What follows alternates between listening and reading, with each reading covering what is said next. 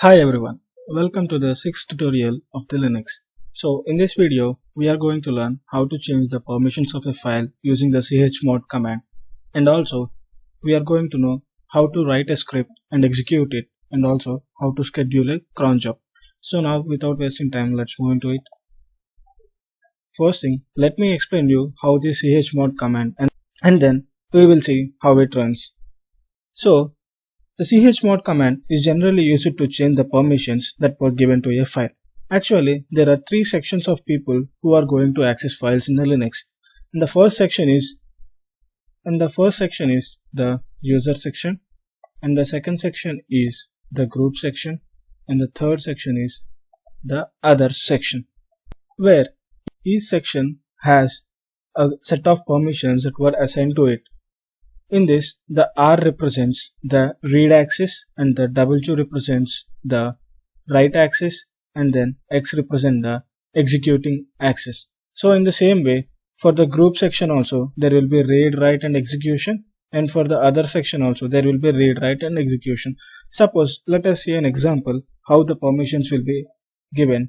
So if you can see that this is a file called file1.txt where the user section was given the axis read, write and execute, and whereas the group section were given the axis read and write only but not the execute permission, and the other section were given only the reading axis. So if you can see that in the same way for the directory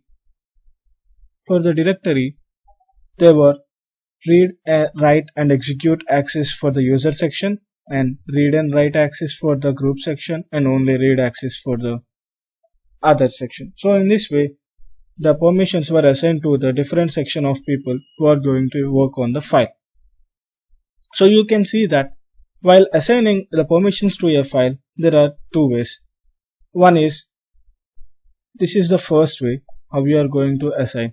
So in the first thing, you will use the command chmod followed by the U represent the user, and the G represent the group, and O represent the other. So you are assigning read, write and executing axis for the user section, and you are assigning read and execute axis for the group section, and you are assigning the read only axis for the other section followed by the file name.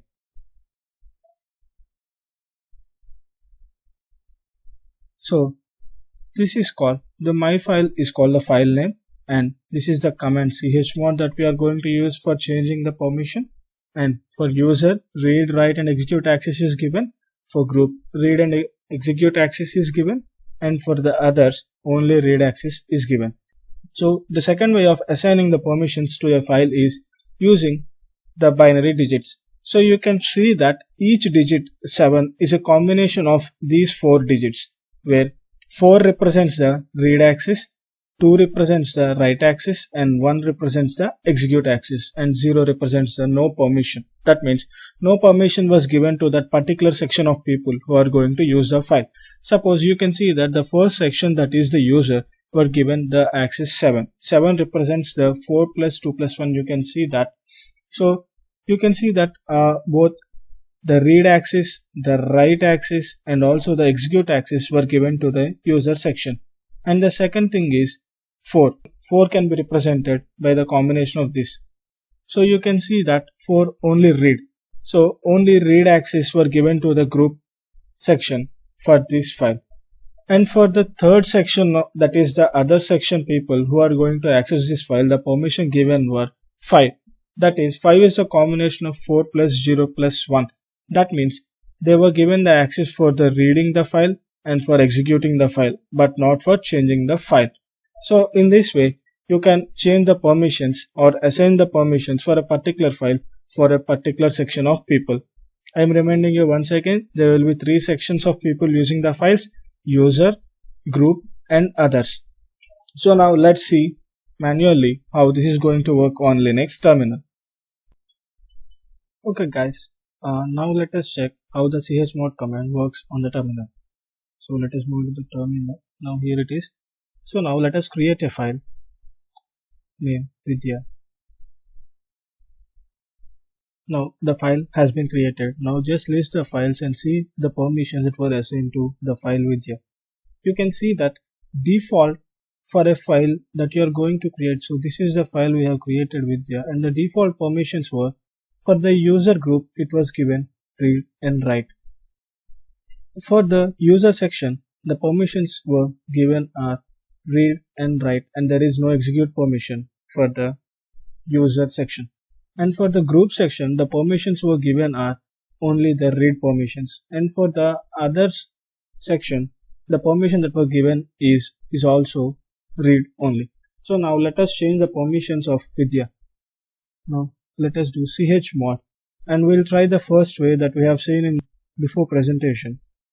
U is equal to, let us assign the execute permission also for the user section, rwx, comma, followed by the group section. For the group we'll assign the read and write access, and there is no execution access for the group section. And for the third section, that is others, let us assign the read and write permission, followed by the file name Vidya. So now the permissions has been allocated and changed. Now let us check whether it has been given or not. So you can just list the files. You can see that before, for the user section it is only read and write and there is no execute permission allowed, but after using the chmod command we have assigned the execute permission for the user group, and it has reflected here. Read, write and execute access were given for the user section, and for the group section read and write access were given, as we have given the read and write access for the group section, and so for the other section read and write access has been allocated. So now let us try in the second way where we have seen in the before presentation. So now let us give chmod 777 followed by the file name Vidya. So now the output will be in such a way that where you can see all the read, write and execute permissions were given to the three sections, that is user, group and the other. So now let us list the files and check. So now you can see that all the three sections, that is user section, group section and other section, were given all the three permissions, that is read, write and execute. Okay, now let us move into our second topic, that is how to create a script. So using the script you can execute a very huge number of commands without manually repeating them again and again. Now let us create a script and execute it and see how it does works. So now let us create a file, touch, and to create a script you need to give the additional information while creating the file. That is, suppose let me create a script file. So for making the file executable you need to give the .sh continuation for the script for the file. So now the file vihanga.sh has been created. Let us list the contents and check it. So as I said, it will be giving the default permissions for this file also.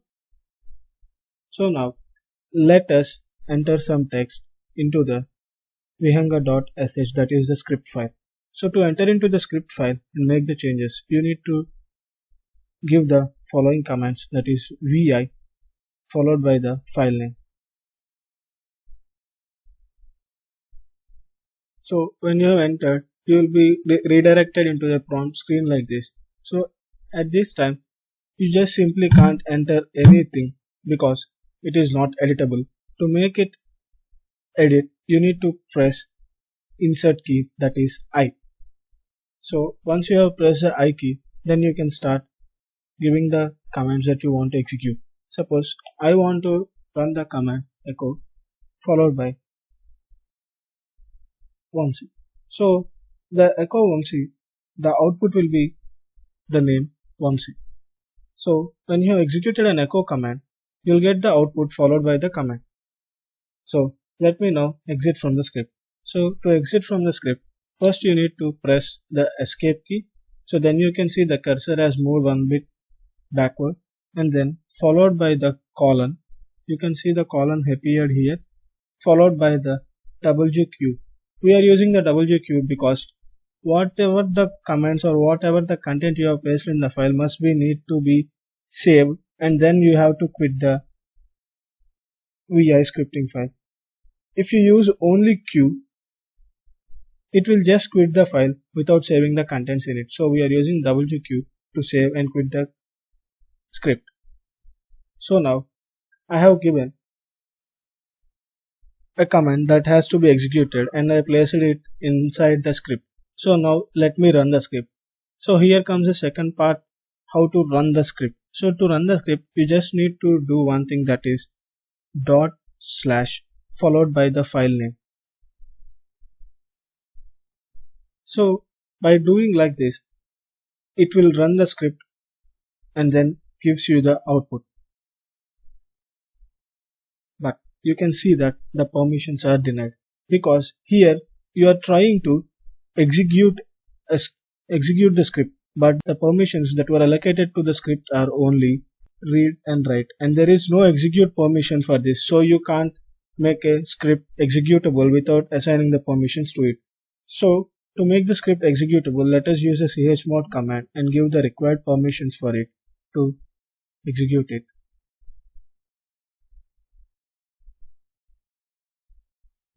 Now the permissions to the file are given and now the file is executable. So now let us run the script.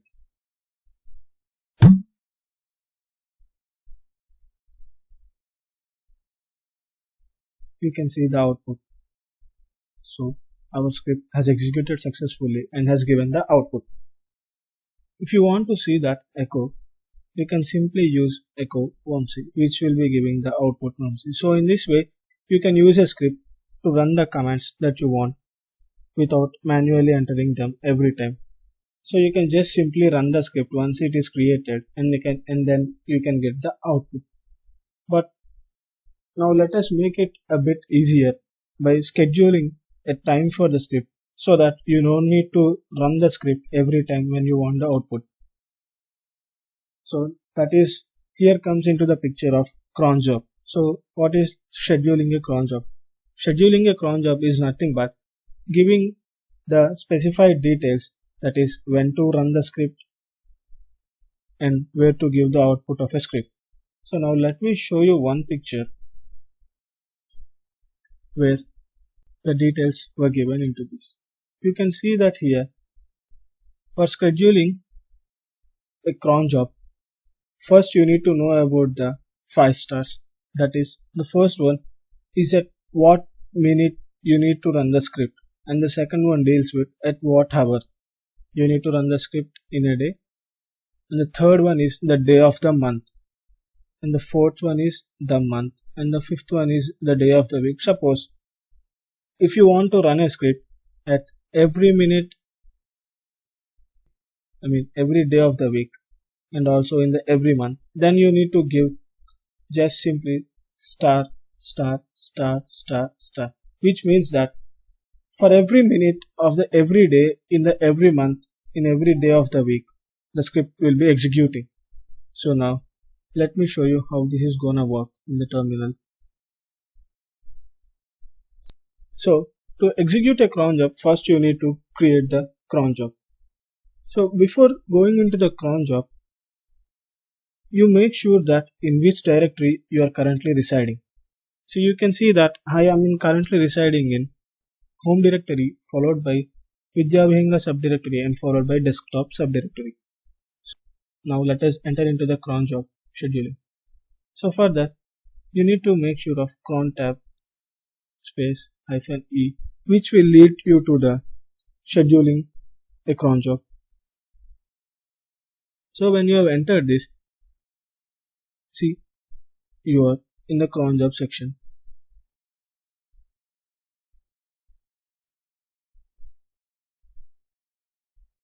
So when you have entered the cron tab -e, sometimes it will ask you for different types of editors. One is nano editor, and there is GUI editor, and there is VI editor. So most probably nano editor, you can see this is the nano editor, because nano editor is the most easiest one when comparing to the remaining editors. So now let's start the scheduling a cron job. So now I want to run a script for every minute as I said before. So let me give that first. Here also you can see that the minutes followed by the hours and then followed by the date of the month and then followed by the month and then followed by the date of the week. So now I am scheduling this cron job for every minute, every hour and every date of the month and every month and every day of the week. So followed by this, you need to give the particular path of the file where it is residing. So now as vihanga.sh is our script that needs to be run on this schedule, let us give the specified path belonging to that vihanga.sh.